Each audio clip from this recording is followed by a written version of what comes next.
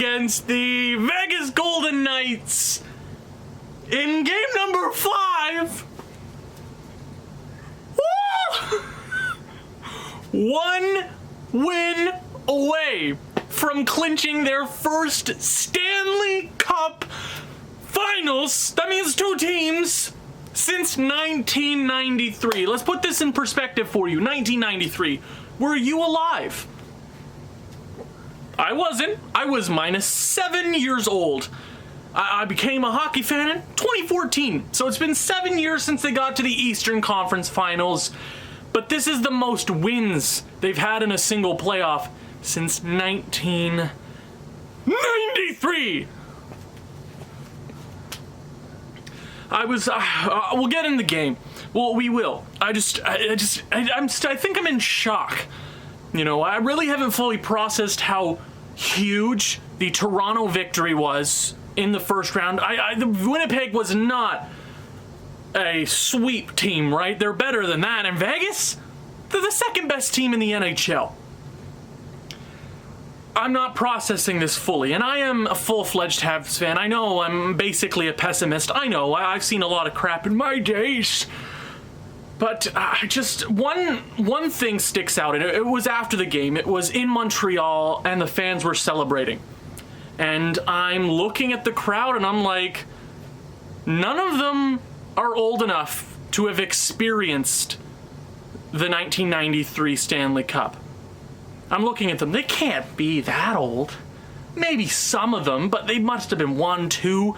You don't really start forming memories until like 3 years old. Not even. I just randomly got consciousness one day in a McDonald's parking lot, but here we are.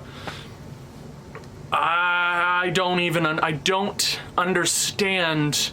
I can't fathom this run, because if you followed me on Twitter the entire season, I'm a pessimist, but I know the window is far from closing. Yes, Petrie and Weber and Carey are all getting older, and Gallagher and Deneau, and all of them are getting older, but the young guys. And let's start it out with the youngest is Jesperi Kotkaniemi. I think, is he the youngest? Because he might be a tad older than Cole. But the young kids showed up big time tonight. Or, not last night, the night before. Sorry, this is game day. I've taken a couple of days just to think about it again. Because I don't want to... I mean, I should come directly and make a video afterwards. But I just wanted to think about it. But I still haven't really fully processed it. But Jesperi Kotkaniemi gets one of the... I don't know. It was just an easy backhand goal. And Nick Holden, rough play from him. But Josh Anderson does that freaking bringing a stick. Not even a wrap around, but he tries to get in front of the goalie. And it works this time because it creates an opportunity for Jesperi Kotkaniemi. And here's a fun stat. He's got 9 career playoff goals before the age of 21. There's a stat on Twitter. Go look at it. Just literally Google it. He's tied with some of the greatest all time with most goals before their 21st birthday, which is just... Is he really that young still? I might be wrong, but he's having a terrific playoff. He is a playoff performer. We know that now. And guess who joins the party? Eric Stahl. Nick Suzuki is just so good. Nick Suzuki is... We take him for granted now that we have Cole Caulfield coming in. But the hot thing to start this season was Nick Suzuki. We saw him and Jesperi Kotkaniemi really bring it against Pittsburgh and Philadelphia last playoffs. And you know, they had not a bad regular season. The entire organization had a really rough year. Finished 18th in the NHL of 31 teams. A playoff team, a third round team. Hockey's a really dumb sport. I don't understand. I can't fully process this because I never really imagined us getting this close, and that's I don't know. we take Nick Suzuki for granted. Let me get back on that. Because, you know, the first 20 games, not even 20, the first 15 games of the year, Nick Suzuki was having one of the best starts in recent memory. Not even recent, since the 90s for the Montreal Canadiens. You know, this hockey that Montreal's playing right now reminds me exactly of the first 10 games of this regular season. If you go back, the Habs were like, what, 9 something and something? Like, we were playing fantastic hockey to start the year, and then, you know, everything happened and they just turned their brains off. And that's what I mean. At their very best, they are a fun, really energetic team, but when they turned off, they're not really there. Just like in Game 3, and they somehow still won that.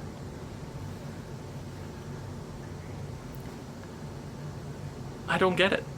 And he passes it to Eric Staal, and Eric Staal, I'm like, hey, Eric Stahl's got the puck, and thinking nothing of it, because he's just gonna put it in the stands or something. No! He gets it past Marc-Andre Fleury, and the Habs are up 2-0. Now, who scored the next goal? I'm pretty sure, I don't even have to look at it. I don't even have to look at it, because I know who it is.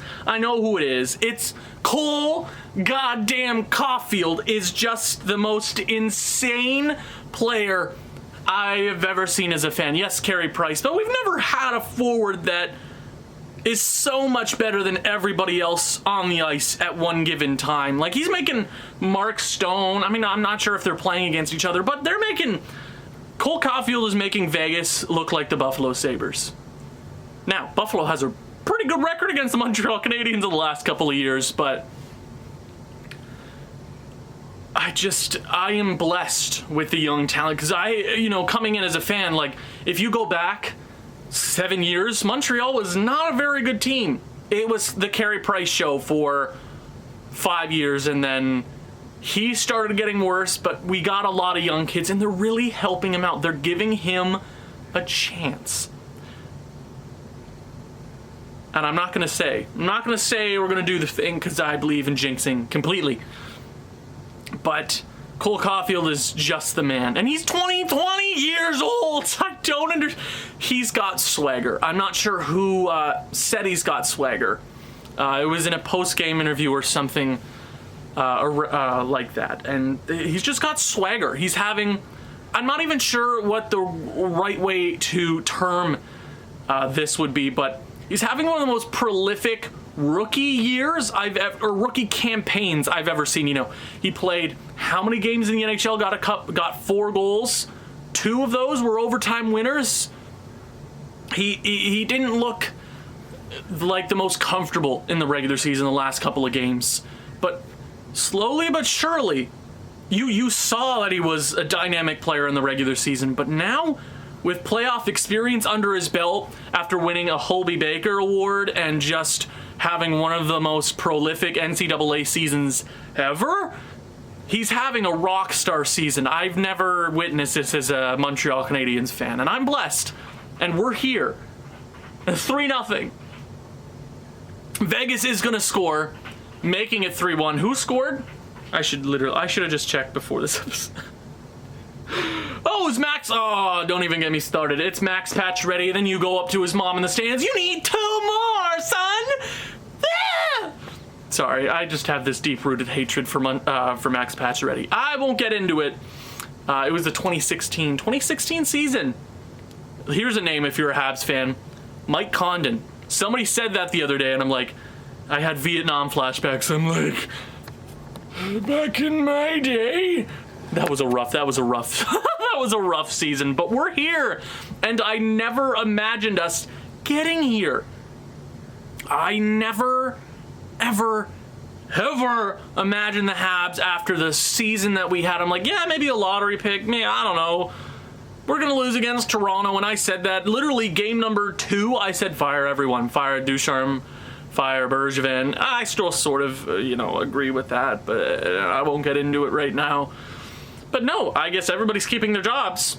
Why not? We're in the conference finals, not Eastern Conference. I mean, technically, no, we're playing for the Western Conference trophy, which is weird. I don't know why they're giving them out this year even, It is what it is. But the Habs, they play one of the best games they've ever played. Period. I don't understand. And today, I believe, is a holiday in Quebec. It's Jean Saint Baptiste Day. I'm pretty sure I probably butchered that completely. It's something like that. And the Habs have a chance to clinch. And lest we forget the empty net goal. I believe it was Nick Suzuki again. And Tyler Toffoli had himself a fantastic evening. Let me throw the phone over there. I should have just looked at it before, but my memory, it's going. Wow. It all feels like a blur. I can't even remember game one. I never expected to be making third round videos for this series. I thought, it's just a one and done. That's why I call it the cesspool of sadness, because that's the word I would describe the Habs regular season. But who cares about the regular season? Just ask the Toronto Maple Leafs and the Colorado Avalanche.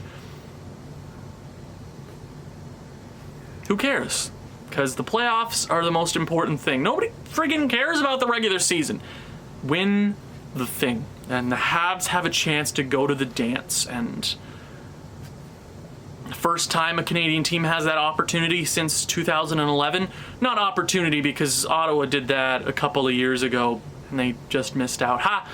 I know a couple Ottawa fans, but hey, you don't have to cheer for the Habs. You don't have to believe in the Habs. And I'm pretty sure the great Steve Dangle once said, you don't have to believe in them because they believe in themselves.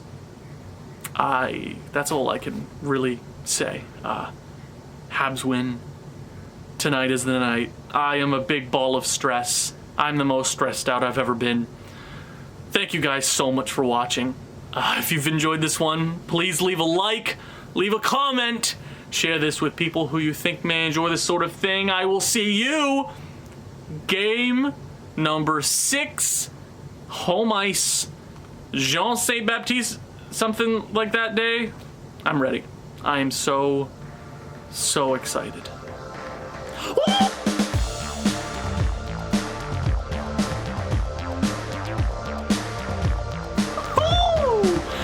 Thumbs up.